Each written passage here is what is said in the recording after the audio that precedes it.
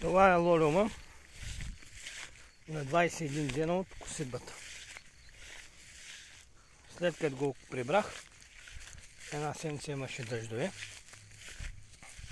Температурата беше ниска, 10 градуса. И това е на 21 ден лолиума.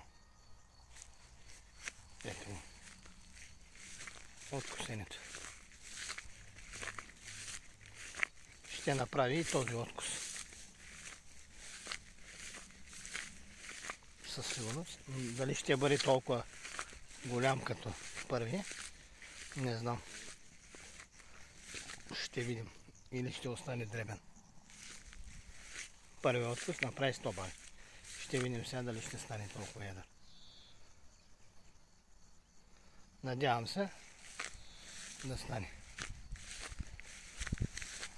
Това е лолиума на 21 ден. Няма боболечки, няма нищо. Около 30 см вече. Вероятно при тези температури за още една седмица, 10 дена, за 15 дена до края на 15-20 дена от 25 юни ще стане, може би, за косене. Отново. Да. Ето. Това е. Веднага избива. Перфектен.